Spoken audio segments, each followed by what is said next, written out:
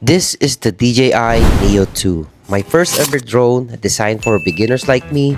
And in this video, isa-share ko lang ang experience dito sa pocket size na drone na ito. And we're going to be unboxing it, activate, and getting my first flight. First impression at itatry natin makakuha ng iba't ibang klaseng video shots gamit itong DJI Neo 2. Disclaimer lang, hindi ito sponsored, binili ko ito gamit ang sarili kong pera at lahat ng babanggitin ko ay galing sa aking experience. So let's go! Okay, so unbox na natin. Ang binili ko nga pala ay yung Flymore Combo na may kasamang RC-Entry controller. Tingnan natin kung ano yung mga kasama nito sa box. I-scan mo yung QR code, download mo yung APK ng DJI Fly app. Kasi kailangan mo munang i-activate ang drone para magamit. Ito yung remote. Okay. So yan, nakakabit na yung kanyang transceiver. Yung transceiver para magamit natin, para mas mapalipad natin na mas malayo at mas mataas. Ayan na. Ganito lang pala siya. Isang palm ko lang, oh.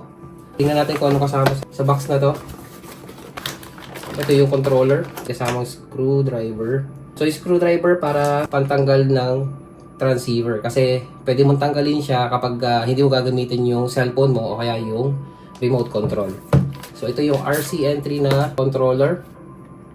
Ito naman yung kanyang two-way charging hub. Ayan, may dalawang battery ng extra. Manuals na may stickers. Meron din siya kasamang propellers.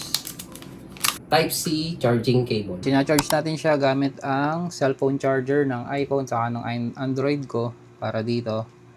And wait muna natin na ma-full charge bago tayo mag-try mag-activate. So, habang nag-charge yung isa, i-activate na natin tong aircraft.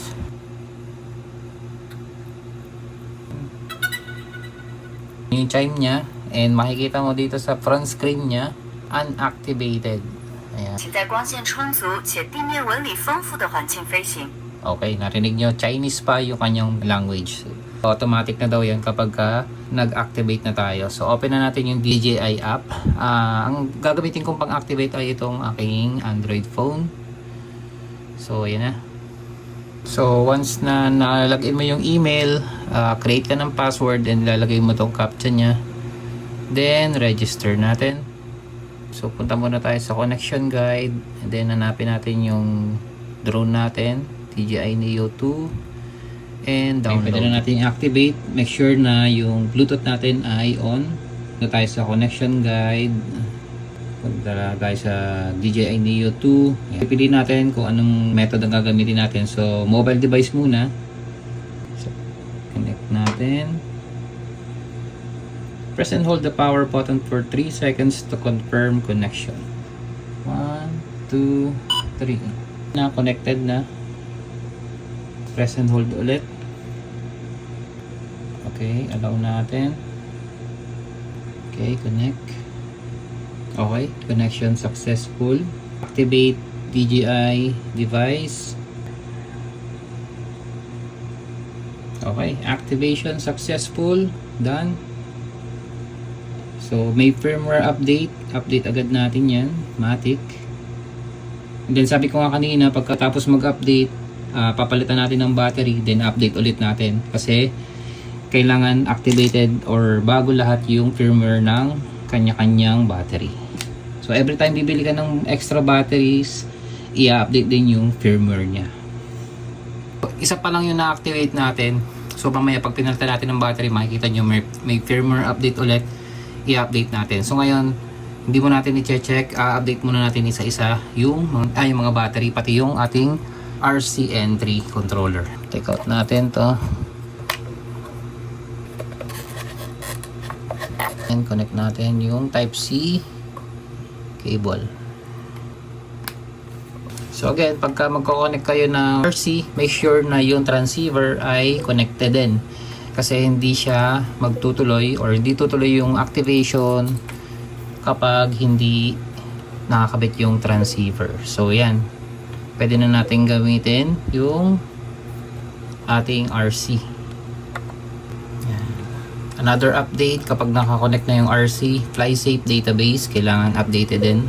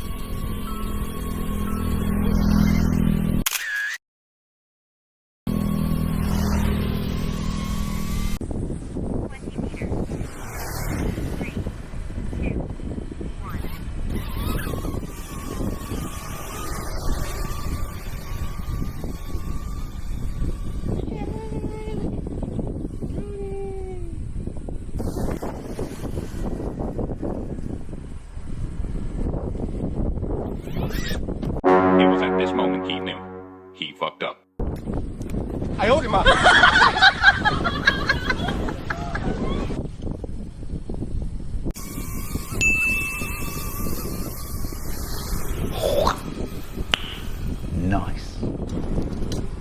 Front right.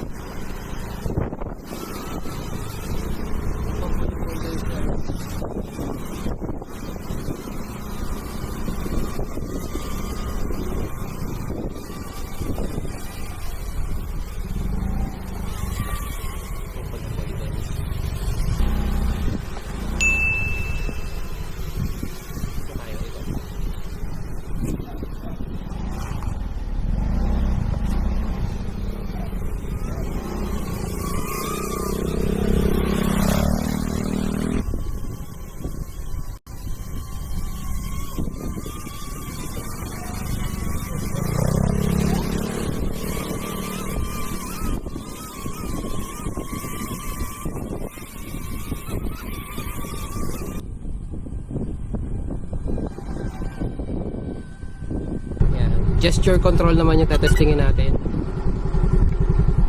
Rear left, left, front, Yan, front. front. Follow. 3, 2, 1.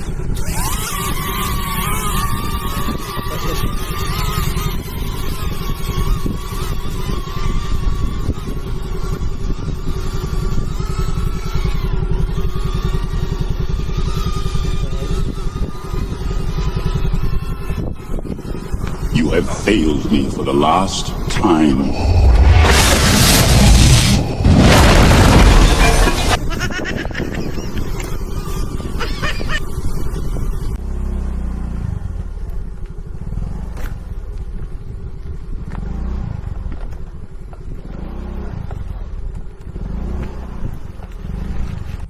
Okay, lastly, meron tayong remote control gamit ang cellphone. So, try natin yung mga sample na features nito.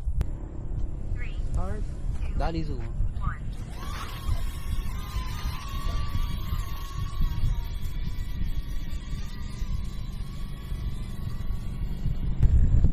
Try naman natin yung rocket. Gusto ko yung rocket eh. Circle na lang. 4 meters flat. 3, 2, 1.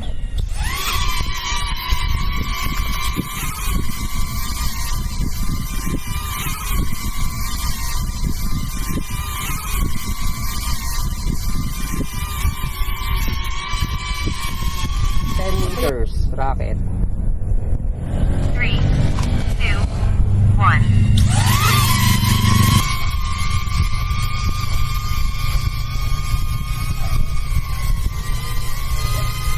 Max, dito.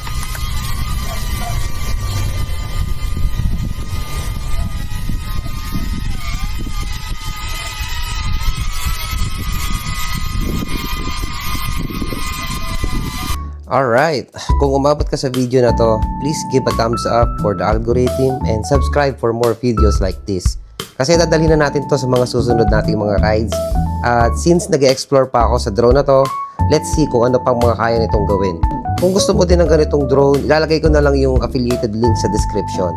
See you on my next video and ride safe sa lahat. Peace out.